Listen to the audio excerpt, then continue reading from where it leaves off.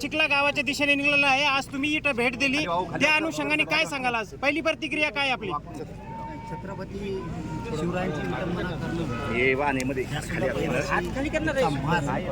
या राज्यात असू शकतो. ही सरकारला सुद्धा काळीमा फासणारी गोष्ट, ही सरकारचा सुद्धा एक प्रकारचा अपमान आहे. सरकारचा सुद्धा देवेंद्र साहेबांच्या सरकारचा सुद्धा अपमान. छत्रपती शिवरायांच्या पुतळा उठून फेकायच्या तयारीत लोक आले आणि तिथं रक्षणासाठी छत्रपतींचा पुतळा उठून फेकू नये म्हणून तिथली एक मुलगी आली, तर त्या मुलीच्या अंगावरती कपडे फाडून टाकले, फाडले आणि नंतर मारले आणि तिच्या अंगावरती सुद्धा जखमा आहेत. असं मी आत्ता सांगितलं की तिच्या अंगावरती सुद्धा असं जखमा आहेत. म्हणजे ती तिच्या काय आता अतिप्रसंग करायचा होता किंवा काय काय वाईट भावना आणि त्यांनी तो प्रयोग केला, त्यामुळं त्यांच्यावरती 307 होणे खूप गरजेचं आहे. 10-12 वर्षाची मुलगी आहे, तिच्या नरडे सगळे नखा लागले, म्हणजे नरडं दाबून तिला मारायचं होतं का? 2-3 घंटे तिला बाहेर घेऊन गेले, म्हणजे अपहरण सुद्धा होतं, ती पुस्तकसुद्धा दाखल होते त्याच्यावरती. इतकी क्रूरपणानं घटना या चिखला गावात घडली.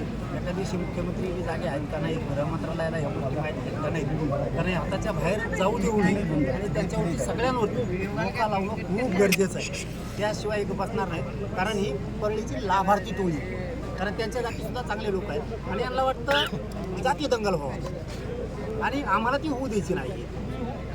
आणि यांचं स्वप्नच ते या लाभार्थी टोळीचं, त्या टोळीतले तिथं काही लोक येतात आणि ते हे प्रयत्न जाणून बुजून करतायत की जातीय तेढ, जातीय दंगली झाल्या पाहिजेत. या भूमिकेतून त्यांनी कालचा केलेला हे प्रयोग आहे. शांत राज्य असताना सुद्धा दूषित करायचं काम यांच्या हातातून सुरू आहे.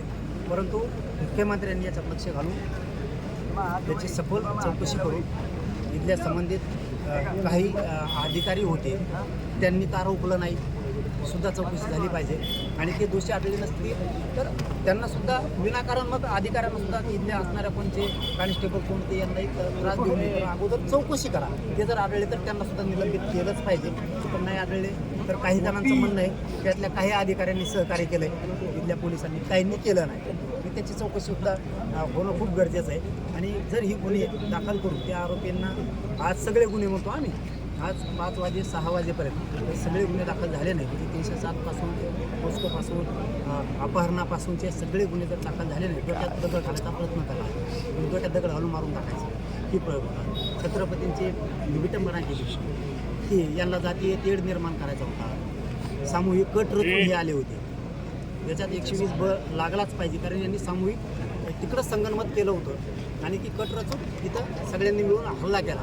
कारण यांना सगळ्यांना मोका लागतो 120 खाली हे सगळेजण येतात.